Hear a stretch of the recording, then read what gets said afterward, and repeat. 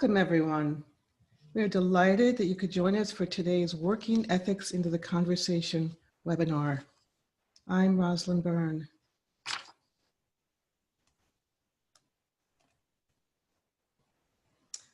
Before introducing today's guest speaker and discussant, there are a few process items to share with you. You are all on mute and will remain so throughout the entire session. Any communication you wish to have with our speaker or discussant will come through only in writing. Please post any questions in the Q&A box. That button can be found at the bottom of your screen. We will attempt to acknowledge and read all of your questions and to have them answered and discussed, though this cannot be guaranteed.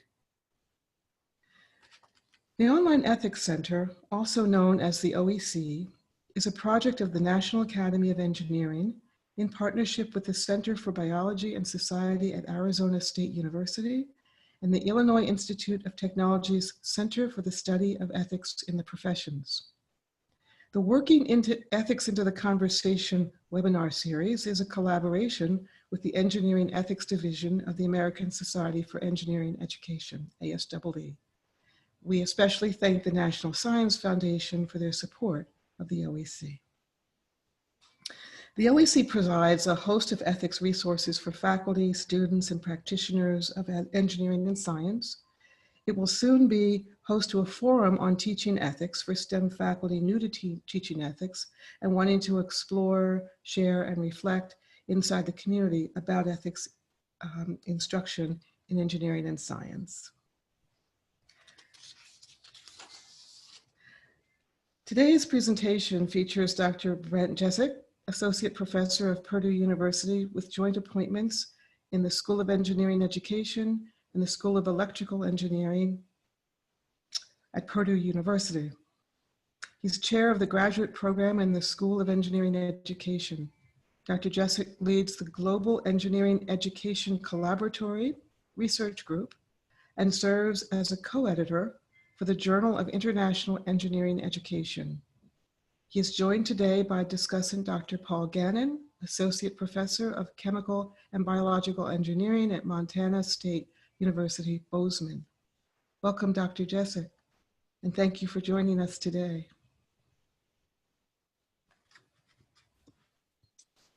Thank you, Rosalind, and the National Academies for the generous invite to present. I'm looking forward to sharing what is about 10 years or more of work at the intersection of global engineering education and engineering ethics education. And hopefully we'll give you a few tidbits or tools that you might be able to take away and use today.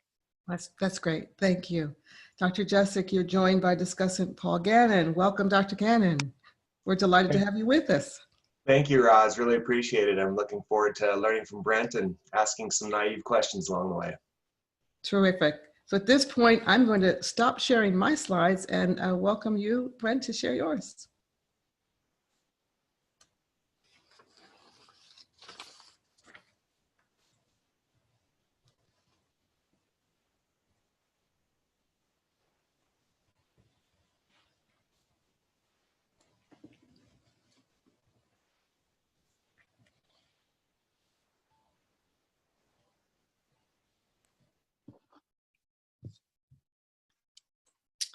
All right, there we go. So I've taken this charge to talk about teaching ethics in an international context, perhaps a little bit broadly, but I will get there. So let me just start by briefly sort of situating this work in relation to some of my research. First, by acknowledging that the work that I'm presented here is linked to a number of NSF grants over the years, but in particular these two grants that the National Science Foundation has supported. So I just want to acknowledge and thank the National Science Foundation for supporting a number of aspects of this work over the years. As I said, oops, don't know why I did that, sorry. Let's try this again. There we go.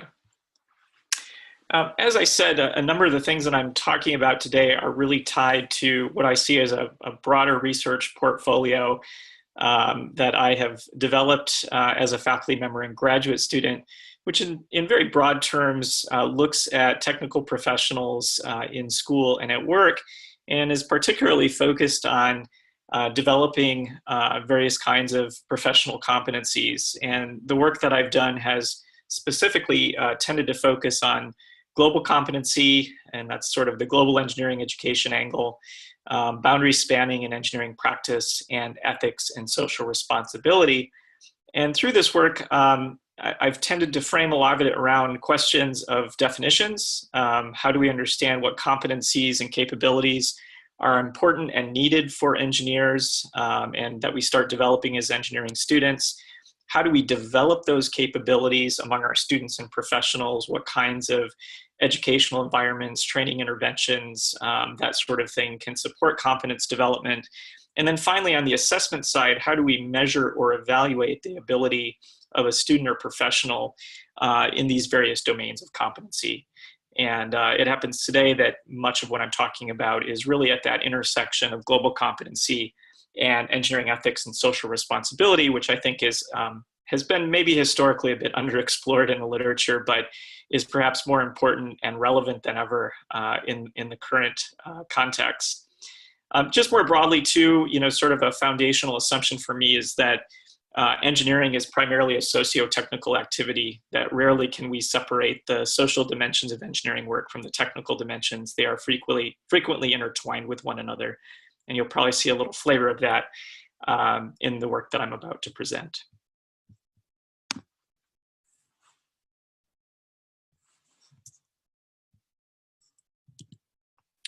So today's talk is organized roughly in three parts. First, I want to walk through some foundational claims. This sort of will hopefully help position how I think about engineering ethics in relation to other types of competencies, in terms of student and professional development, and about engineering ethics and what that means in an international context. Then I'm going to turn to a situational judgment approach to teaching and potentially assessing engineering ethics. This is a technique and method that I've been developing and playing with and exploring for a long time. And so I'll give you a little window onto that work and share some resources for how I do this and how it might be useful for you in your teaching and instructional efforts. As I say here, there's an assessment aspect to this as well, but I'm going to sort of allude to that in some places, but the primary focus here is on the teaching aspect. So those who are interested in the assessment part, we can follow up later with some conversation or some, explore some references in that space. I'm going to sort of tie that to two kinds of scaffolding that I try to provide students in learning engineering ethics and global engineering ethics. I'm going to share one process-based resource that I like to use and one knowledge-based resource.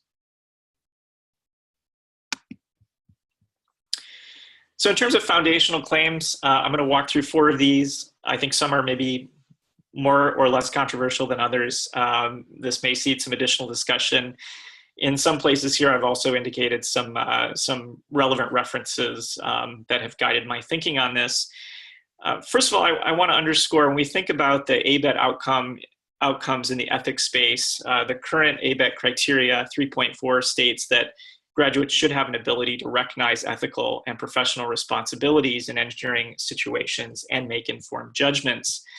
This clearly points to a need for ethical attentiveness and moral reasoning capabilities, and I don't want to downplay the importance of those, but my view is that ethical awareness and judgment is also frequently linked to and involves other considerations like emotion, intuition, personality, cultural influences, group dynamics, and many other factors. And you'll see some reflection of that in my presentation today. And one of the methods in particular that I present that is a process-based approach is designed to address some of those emotion and intuition dynamics that might cloud or change judgment that someone has in a particular situation.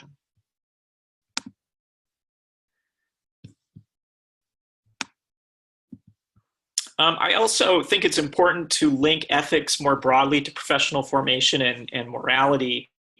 It is certainly important as we think about the cultivating the ability of engineers to effectively navigate ethical situations. I think we need to think about how that is necessarily linked to broader processes of first professional formation, which is really focused on establishing one's professional identity and really building up a wider repertoire of technical and professional competencies. So I really don't think we can look at engineering ethics in isolation. I think we need to think about how it connects to practice more broadly.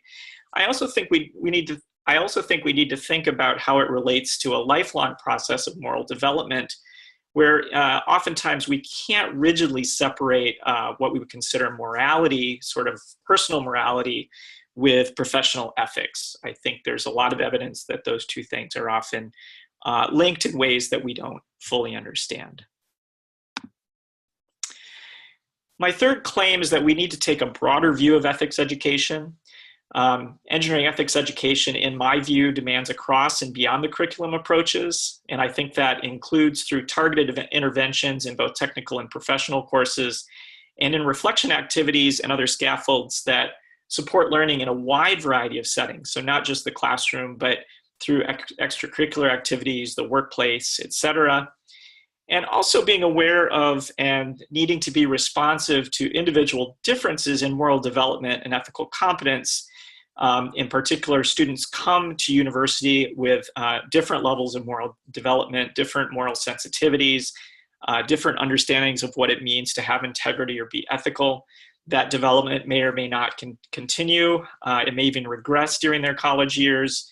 And some of the other dimensions we've seen related to this is that based on where a student is and their own personal inclinations towards morality and ethics, often guides them to self-select into certain kinds of experiences. So for example, a student with relatively higher levels of moral engagement might gravitate more toward service learning experiences, for example.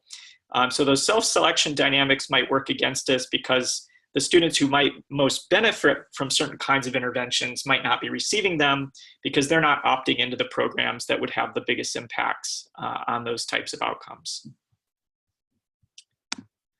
All right, my fourth claim is that we need to take a pluralistic view of engineering culture. And there are certainly debates in the literature over this question of to what extent can we view engineering practice and the engineering profession sort of monolithically across the globe, or whether we need to take a more pluralistic view. My argument is that there are significant variations in engineering culture and practice around the world, including significant local and regional differences in what counts as engineering ethics and professional integrity. And so part of what I'm presenting here is to really highlight and underscore those kinds of differences that students and professionals may encounter as they work with engineers from other countries and cultures. They engage in global supply chains, they work with suppliers around the world, etc. I think I'm not alone in this view, so I just pulled a few quotes from a variety of sources. Alan Parkinson from Brigham Young has written on this topic and talked about different global competencies that are important. He's written about the importance of professional engineers being able to effectively deal with ethical issues arising from cultural or national differences. The American Society for Civil Engineers in their Body of Knowledge report also refers to the challenge of practicing ethically in a global environment and underscores the need for educational institutions to prepare students for that reality. And in some of our own research looking at global engineering practice, we identified ethics standards and regulations as a key area of engineering culture when we look globally, and wrote about or sort of define that as when technical coordination or technical problem solving happens in the midst of multiple and often conflicting normative and or policy contexts. And again, I think there's a growing body of evidence to support that is indeed often the case. So in light of these realities, I'm now going to turn more to the teaching side of this to get at how I try to bring some of these realities into the classroom, particularly by using a situational approach to teaching ethics in international context. And so this particular approach is in part inspired by situational judgment assessment methods and scenario and case-based instructional approaches. And again, if folks would like more references on those topics, I'm happy to share. And there is a parallel line of work with this that looks at development of situational judgment test questions to more systematically and rigorously assess the abilities of engineers to work in global context. And there'll be a Journal of Engineering Education paper coming out this summer that focuses on that assessment side of the house. So keep an eye out for that if you want to learn more on the assessment side. The approach I'm going to show you today is also, I would argue, compatible with what Michael Davis has called for a micro-insertion strategy to bring more ethics into technical courses. And again, that is also compatible with what I've argued about really an across the curriculum and beyond the curriculum approach to finding more creative ways to bring ethics into courses and other types of learning experiences. I do also want to acknowledge that most of the scenarios that we've developed for this type of work are primarily concerned with what have been called microethical issues. And of course, I'm using Joe Herkert's language here. But I do have a scenario I want to share at the end that sort of mixes microethical and macroethical concerns, which might be of interest to some of you, given sometimes challenges faced with bringing macroethical concerns into the classroom. This scenario at the end, I'd be interested in hearing your feedback about whether that might be a way to do it. And I'm not real huge on shameless self-promotion, so this is my one place for that.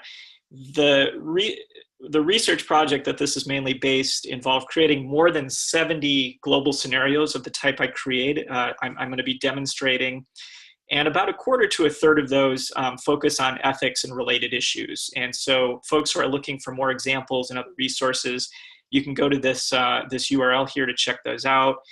If you're looking for access to more of the scenarios, there's only a subset posted there. Just send me an email and I'm happy to share more materials with folks, because we've held some of the scenarios back because they're still undergoing development, particularly for assessment purposes. So we're not quite ready to release them. And this is an unsolicited plug for this resource. I had the opportunity to peruse this website and was impressed by the number of resources as well as the implementability of these resources into classes, and I'm looking forward to test driving this. Great, thanks, Paul. And I think, in addition to what I demonstrate here today, we do have some instructional guides available, which sort of provide some roadmaps for how you might use these types of scenarios in the classroom and maybe lower the implementation burden a little bit for these.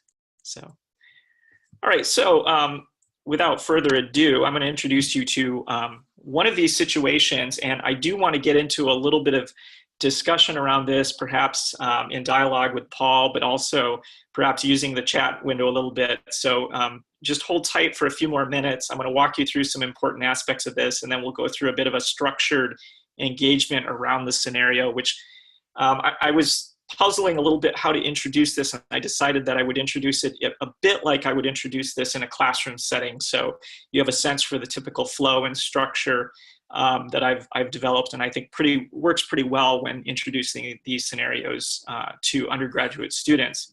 Now, this particular scenario is developed from a longer case study. So it's one of the reasons I'm sharing this one is because it does have about a 3-page write-up and guide that you could use to help facilitate it. So this is a really easy one to bring into the classroom because it's got a nice set of resources. We just took a longer case study and distilled it down to about a paragraph. Again, you might prefer the shorter version, you might prefer the longer version, but both of those are available. So this one's called Wine with Lunch, and it is focused on the French context. For those who are auditory learners, I'll just go ahead and read it. As a chemical engineer working for a US-based multinational firm, you travel to the company's plant in France to support development of a new product. One day during your lunchtime at a local bistro, you noticed that 3 French technicians from the plant had finished 2 bottles of wine and were about to polish off a 3rd before going back to work. When you returned to the office, you informed the plant manager that the technicians had consumed large amounts of alcohol despite regularly working with poisonous and corrosive chemicals. He replied by saying it is very normal for the French to enjoy a leisurely lunch with wine, and added that since the workers do so frequently, it seems the alcohol does not affect them. He tells you not to worry and that wine is even served during lunch at the company canteen. What would you do? So before diving into the what would you do, I want to introduce you to some of the resources that I like to provide students to work through and grapple with these types of short cases or scenarios. The first tool that I introduce is called the DIE framework. And this is borrowed from intercultural training materials that were developed by Milton and Janet Bennett and others going all the way back to the 1970s. And one of the reasons I really like this framework is because it's simple, it's easy to remember, and one of its main goals is to slow down your evaluation process to avoid making assumptions or wrongly make assumptions when you're facing some sort of a difficult or new situation. So the DIE framework challenges us to first make sure we understand the facts of the case. Now, in this case, you are basically given the scenario, so there's not much described work that we can do.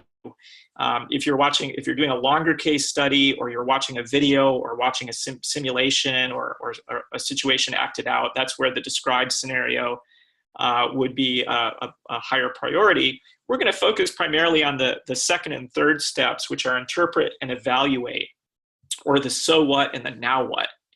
Interpretation is about asking what moral or ethical considerations might be relevant for a given case or scenario, and also thinking more broadly about what other issues might be relevant. For example, those could be organizational, cultural, personality, work styles, all those different types of things that somehow might be coming into the situation. And the next piece of this is about evaluation. So once we've done description and interpretation, only then do we turn to evaluate and ask those now what questions. So what is your evaluation or recommendation for a given case or scenario? And what should be done? And how would you justify this course of action? Now, of course, this is a leading question, because when I say justify this course of action, justify based on what? And for that, I think it's helpful to really identify what knowledge resources might be useful. So when I do this with students, I often brainstorm with them when faced with an ethical dilemma or situation. What resources, theories, frameworks, and guidelines might inform or support your decision making?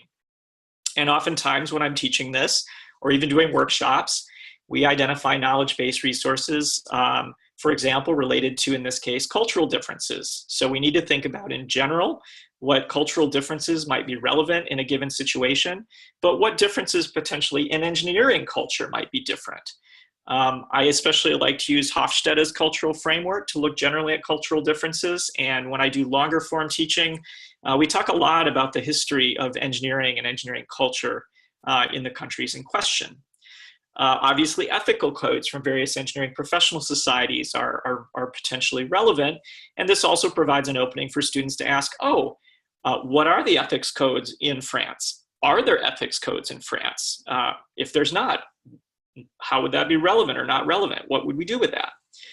I like to introduce students to the micro versus macro ethics distinction as another tool. Again, that might not be as relevant for this scenario, although I could see some ways you could bring it in.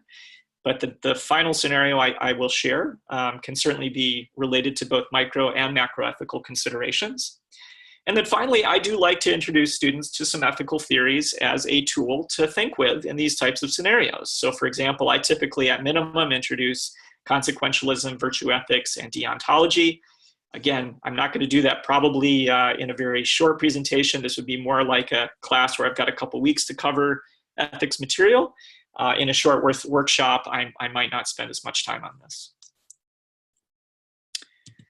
So I'm going to come back to the scenario now, and I'm going to put Paul on the spot a little bit, but also invite some input from the chat.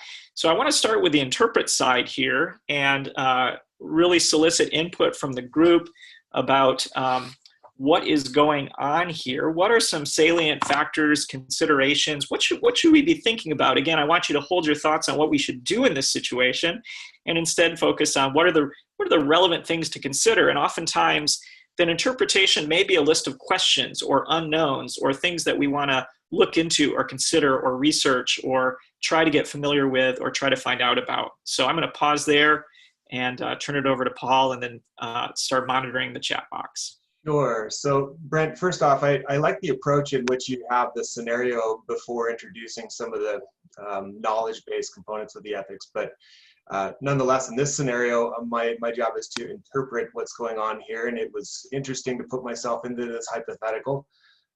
To be honest, it made me want to move to France a little bit, just for a second.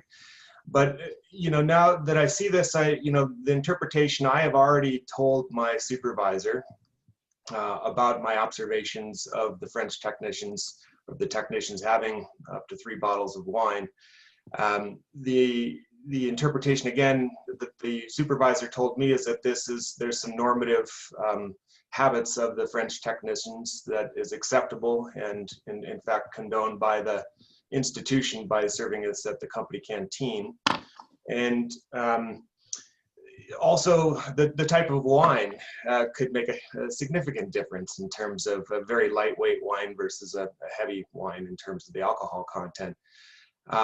So I have this, the multinational company, we're perhaps based in the US, or at least I'm based in the US, so I'm coming from those contexts, understanding a drastically different culture and cultural contexts, seeing something that might be impermissible in my cultural context happening in a different cultural context, and I'm trying to reconcile those things. So I guess that's what I'm interpreting right now. And struggling with that, and reading through this, I've already gone to the effort of informing the supervisor at hand. And so I suppose I have a predisposition that this is challenging to me and I ought to do something about it. So I do have some ethical dilemma here that I'm confronting, and these are the things that are going through my head.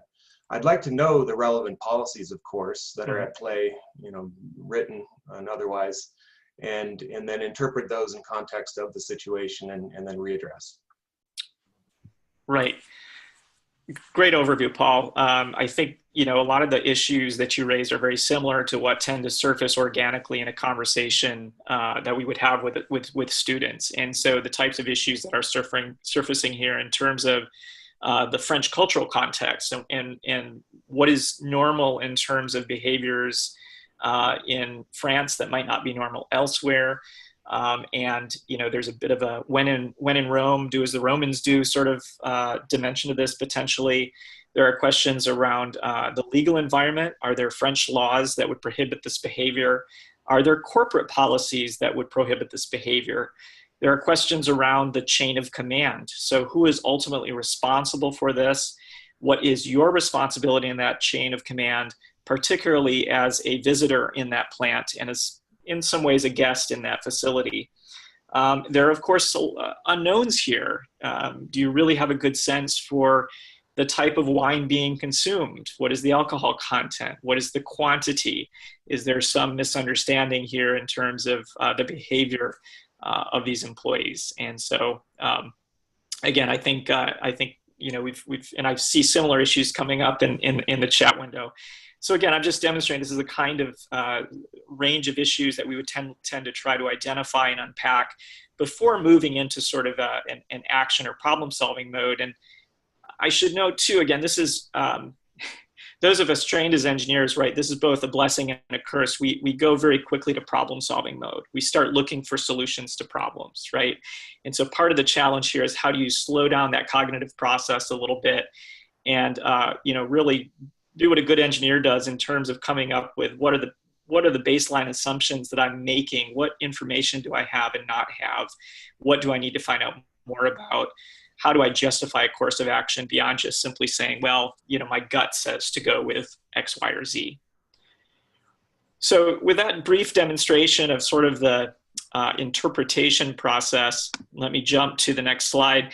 Typically what I do next, once we sort of have a pool of factors, considerations, issues, unknowns, is we start brainstorming possible courses of action. Now, of course, some of those follow very naturally from the resources or a lack of resources, where we start looking, for example, at information we might need to find or questions we might need to answer. But we also, of course, try to identify some possible courses of action which more directly try to address the problem at hand. So let me go ahead and jump ahead to this next slide. Excuse me, Brent, did you want for me to tell you about the questions that have come in, or would you like to hold on that? Let's go ahead and do that. I was having a hard time tracking them, but I'm happy Yes, to, if you can manage that. Thank you. absolutely. Let me read a few to you. What I noticed is that the engineer already judged the alcohol consumption as, quote, a large amount of alcohol. What is this judgment based on? Parentheses, sorry, I'm European and I know about this issue. Yeah, I think this is a good point, that the framing of the scenario is maybe a little bit loaded in that regard. And so part of the challenge here is encouraging folks to step back from what might be an implicit evaluation that's in the scenario and unpack that and really challenge some of the assumptions that might even be embedded in how the scenario is framed. So I think that's a great point, and I love having the European perspective on the webinar. That's fantastic. Absolutely. There's another. What are the laws regulating alcohol and chemical engineering in France, and are there company policies in play as well as international corporations? Yeah, that's a great question, and I think that's one of the unknowns here that we need to grapple with. And so this could be a springboard for students to go off and find out what those policies are before making a decision or evaluation if this was turned into a longer case exercise. Or we could sort of put those in a parking lot and say, well, depending on what answers we find to those questions, here are some possible courses of action that we could pursue based on those results. So for example, if you find that there's no corporate policies, you still need to figure out a way to act. One more, or would you like to proceed? I'll do one more, sure. Okay. So this question actually is from Fran Ligler. Why is not safety a major consideration in terms of the responsibility of the technician, ethics of putting others at risk, ethics of potential negative impact on the products? I think this really gets at the heart of the dilemma in the scenario, is trying to understand why it seems as though the safety consideration maybe isn't taking the forefront, or maybe there's a perception that safety is not taking a forefront when, upon further investigation, you find that actually the concerns maybe aren't as you thought. Okay. I'll hold there. Great, thank you. So now I'd like to pivot to the evaluation side of this. And again, when I do the evaluation piece with students, I always make clear that our goal is to identify a wide range of possible ways of dealing with a situation. And I tell students initially, don't try to give me the right answer. Give me a wide variety of ways of potentially dealing with a situation, whether it's good, bad, ugly, or otherwise, that we have options to pick from. And your idea of a good solution might be someone else's idea of a bad solution. So we really do try to generate a wide range of ways of handling the situation. Now, we've at this point focused primarily on follow-up actions that involve getting more information. So those are clearly on the table. But there's a lot of other possibilities here in terms of addressing this situation. So again, I'd like to open it up to the floor, maybe starting with Paul, to comment on some potential next steps that we could take in this situation. Sure. So my mind goes to kind of the spectrum, and on both ends would be do nothing, or on one end would be do nothing at all and let bygones be bygones. The other end would be, use the quote out of the media, the nuclear option, and go to the supervisor of the supervisor and perhaps armed with the policies that I found, make a deal out of it. I think there's a variety of other options that one could take: confronting the technicians directly, confronting the supervisor directly, resigning, and perhaps even embracing the culture and joining the technicians during their next lunch. So these are just some options, but I would be entertained in a classroom coming up with these options with students. I think the students would be heavily engaged in that as well. And I like the framing that you're doing here in terms of slowing the process down and framing the ethical dilemma such that the students don't jump to these conclusions or have their assumptions drive their interpretations. Yeah, great. Thank you, Paul. And there's typically two ways that I will facilitate the evaluation portion of these conversations. One would be to just really stop here and have the students generate the list of possibilities. And I typically, to engage them further, I have them vote. We'll actually vote and see where, we'll sort of take the temperature and see where students are lining up in terms of what they think would be the most and least favorable courses of action. That also provides an opportunity for them to provide justification. So again, going back to that interpretation and even the description step, really testing how are they understanding the situation and the key issues, and then what resources are they mobilizing to justify particular courses of action. And I often underscore there's usually not one right answer in these types of situations. There's a range of possibilities, and really that process of analysis and justification is a critical dimension of what engineers need to learn how to do situationally. I'm going to jump to the next slide, though, which outlines, for some of these scenarios, we do have a set of possibilities. And again, these can be used with or without the student input. And we, in part, develop the possible courses of action based on input from subject matter experts. And then this becomes an important part of the assessment pathway, where we can actually give these to students and have them rate the effectiveness of these different options as an assessment tool. So again, that's sort of a parallel line, but I did want to share with you the 8 options that have that really came out from our research around potential ways to handle the scenario. So number 1 is send an email to the plant manager that again states your concerns. And again, one of the things that is trying to happen there is you're trying to document in some fashion that you've reported the concerns to the plant manager. You seek out the plant manager's supervisor. That's maybe, Paul, what you were describing as the nuclear option, right? To say, well, I'm going to take this up the chain. Number 3 is asking the plant manager for written confirmation that the practice is acceptable. Again, this goes a little farther down that line of getting formal documentation of what you're observing and sort of maybe absolving yourself in some way. You could report the issue back to U.S. headquarters, which is maybe a bit of a nuanced variation of reporting to the plant manager's supervisor. For example, you might have a ethics compliance staff or hotline that you could report to.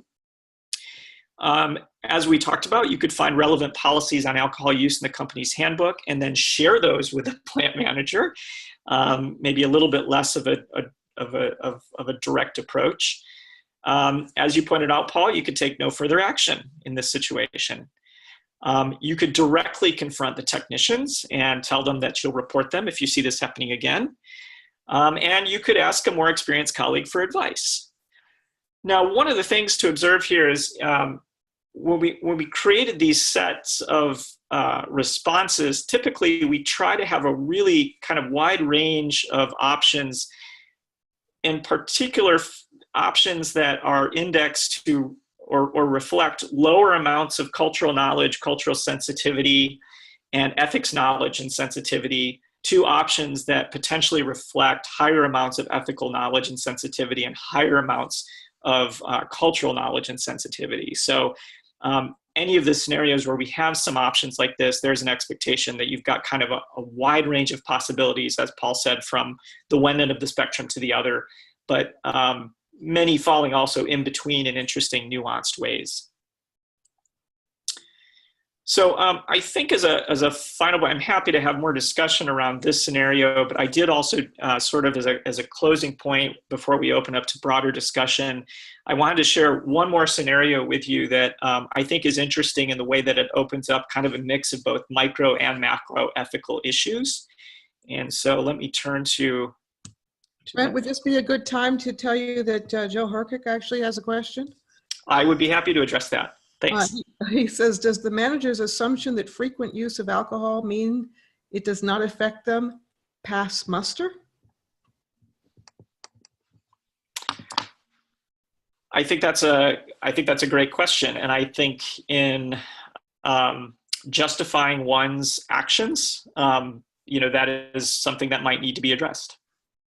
Yeah. Thanks, Joe.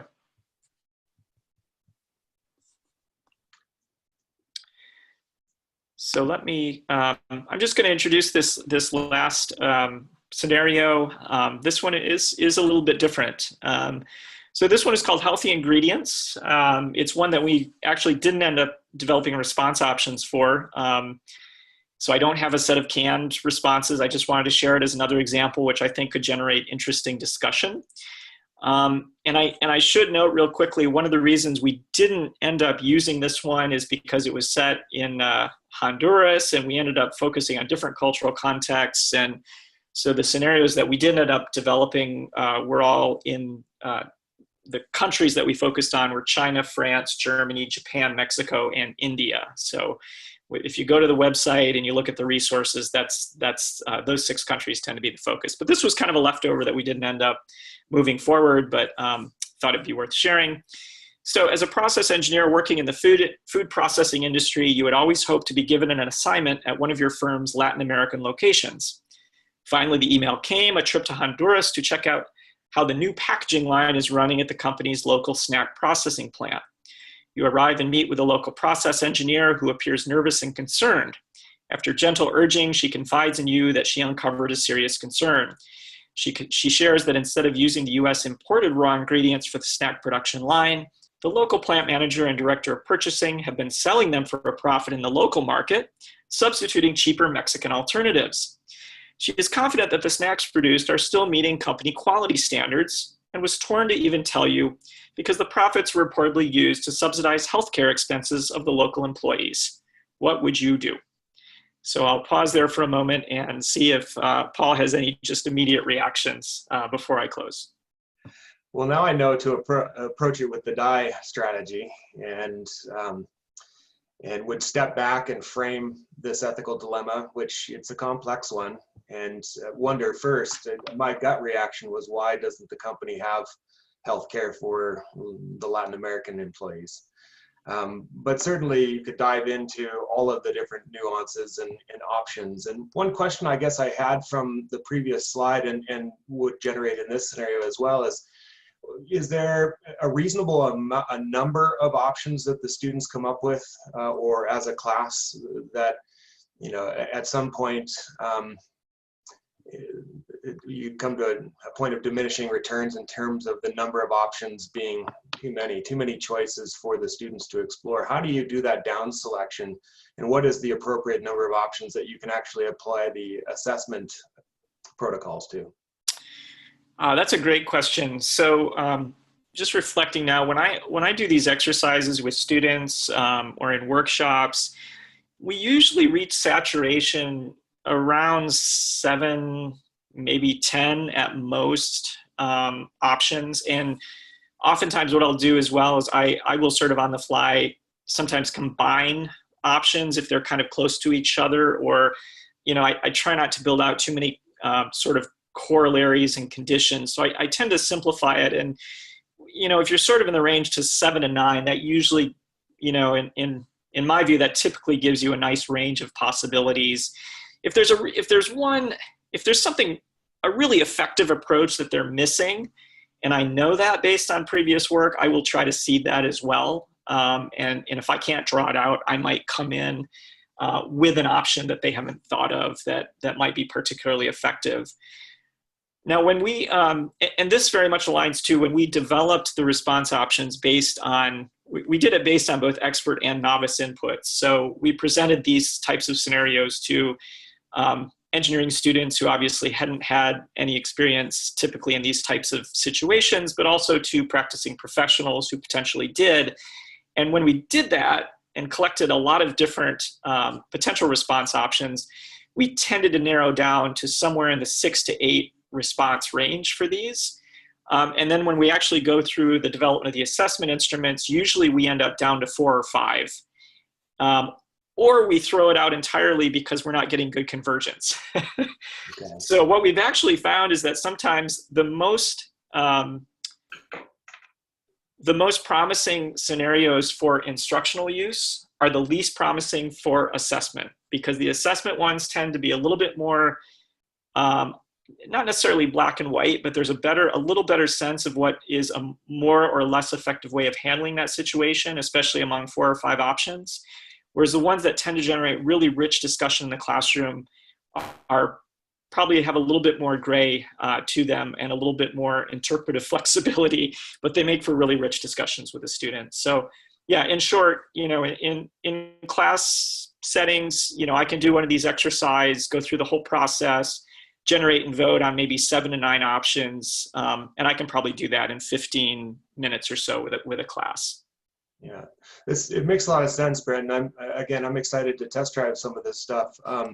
The level of students appropriate for this dialogue, do you try this in freshman classes as well as in senior classes? And do you measure the differences in those discussions?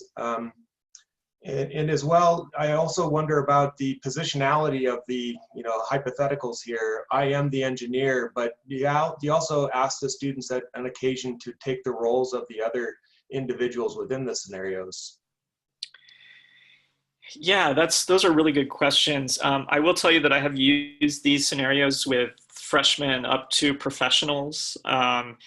With the freshman groups, I probably have to provide a little more guidance, but I even bring some of these into my freshman engineering classes, especially to talk about team dynamics, because they often work on teams that have a mix of domestic and international students and many other differences as well, right? So I do bring some of the more team-oriented ones into the freshman classes to help them reflect on cultural dynamics in team settings. And that tends to work pretty well. Again, that would probably be a bit of a simplified approach where I might not get as much into the resources and the process, but more just to kind of go straight at the issue of multicultural teamwork. Your second question, I just lost it. Sorry. Remind me. The position of the. Oh yeah. Yeah. Do you ask them to change their position or their viewpoints and see if their reflections change? Yeah. So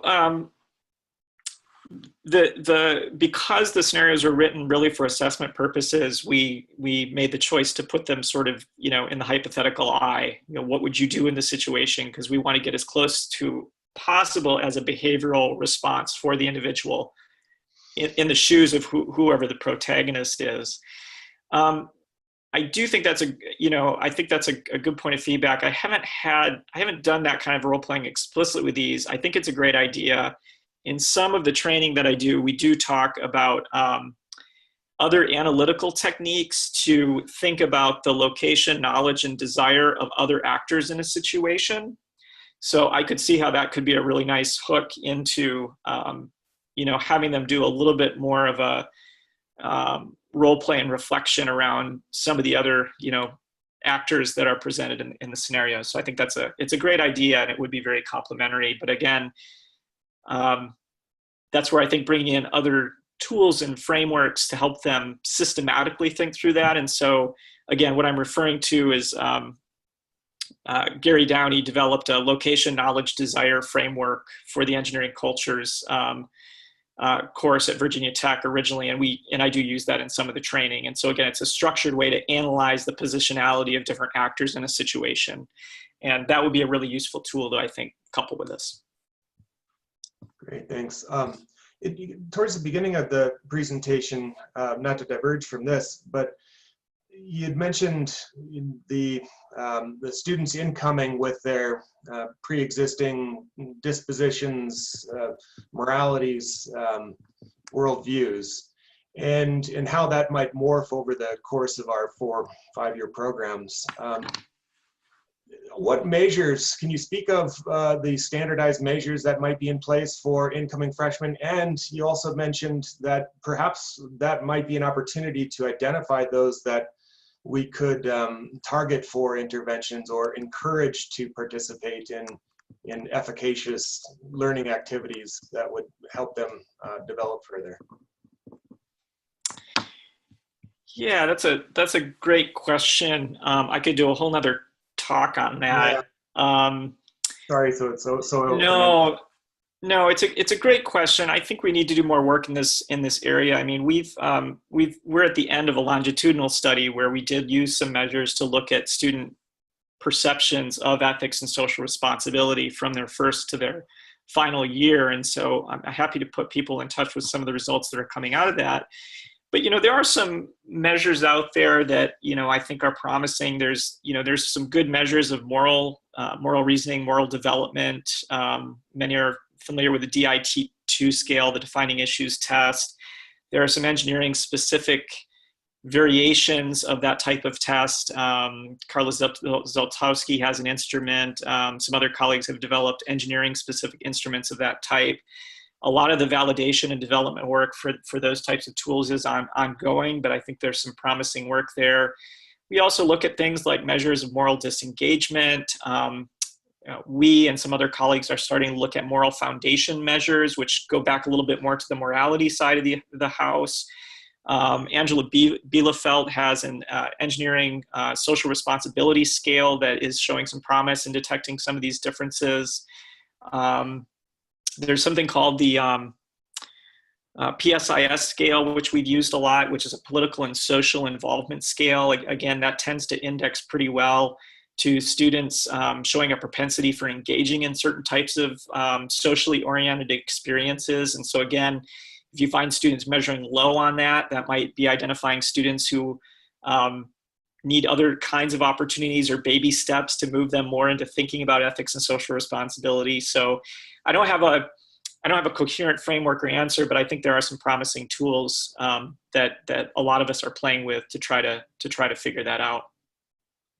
Great. And one other comment, somewhat relatedly, how about faculty and the predispositions that faculty have to implementing some of these things in their classroom, the willingness and the, I guess, motivations for doing so, and the preparedness of faculty to incorporate the affective domain in addition to the cognitive domain that they might be more comfortable with?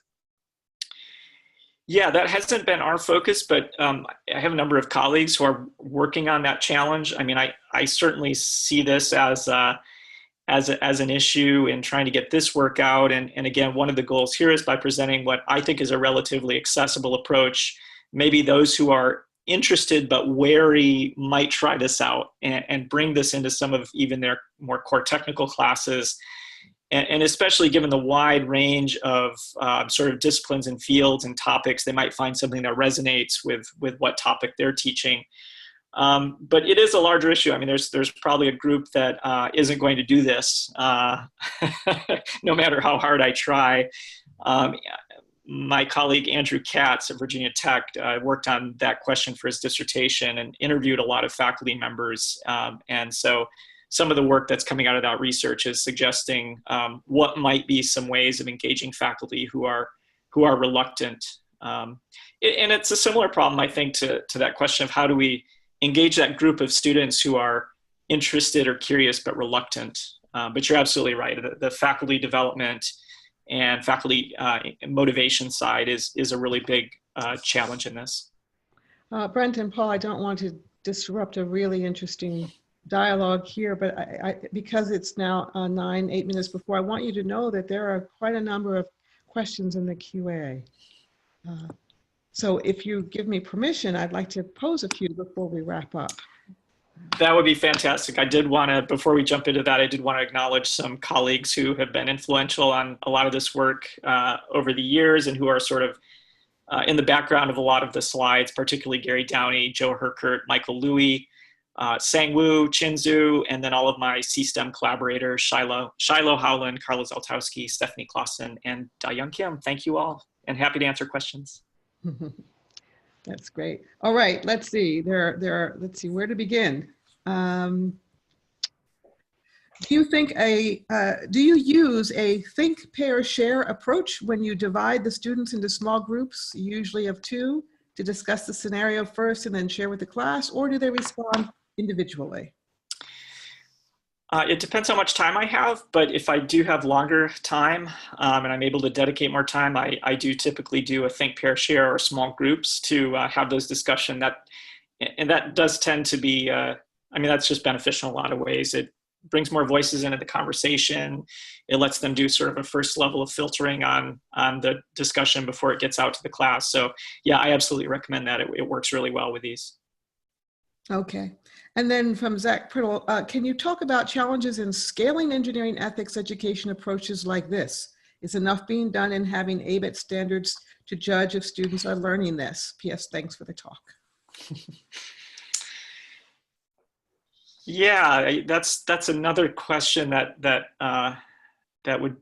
could be a whole nother talk. And I'm not sure I have good answers. I mean, again, part of the goal here was to introduce some techniques that might be more accessible. My personal view is we're not doing enough. My personal view is there's a lot of programs where ethics really is covered in a pretty perfunctory manner. My own frank evaluation is that typically the professional outcomes are not what is going to cause a flag on an ABET evaluation. Based on what I've gleaned talking to folks who've been involved on both sides of the ABET the ABET site visits.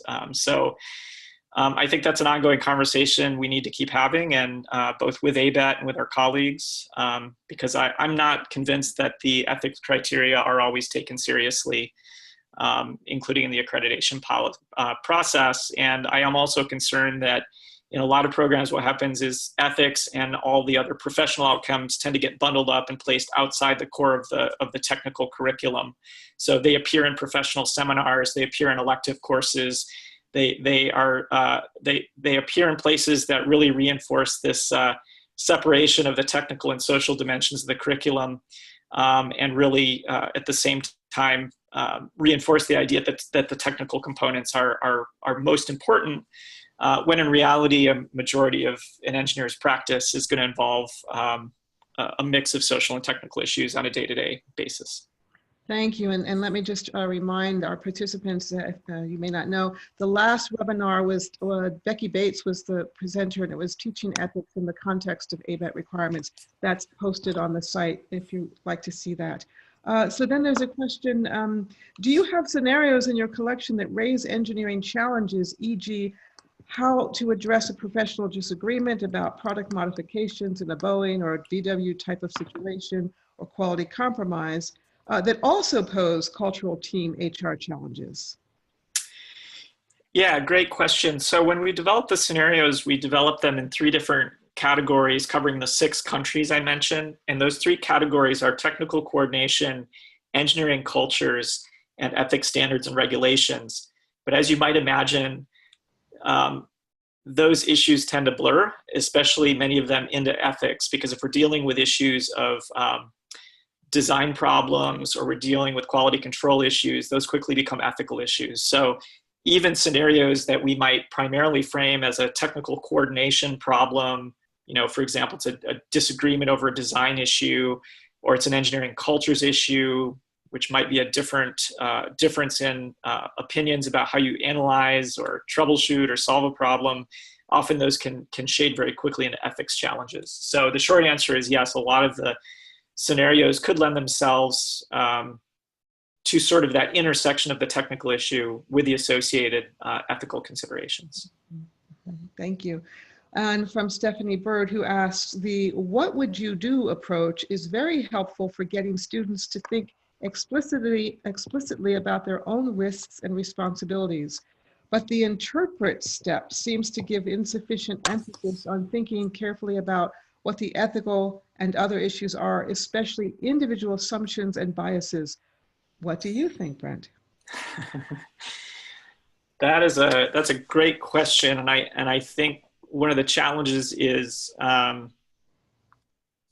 potentially the time limitations and how much time you have to do that kind of work. I mean, my ideal environment for using these scenarios is in a semester-long global engineering class, where not only are we spending multiple weeks on the ethics dimensions, we're spending multiple weeks on the cultural dimensions, and we're also doing a lot of work on intercultural development, which is a lot about how one engages with cultural difference, which becomes a lot about one's own individual values, biases, assumptions, right? So I think the ideal situation is being environments where we can do a lot of that individual reflection work around one's own moral perspective, one's perceptions of ethics, morality, integrity, those types of things.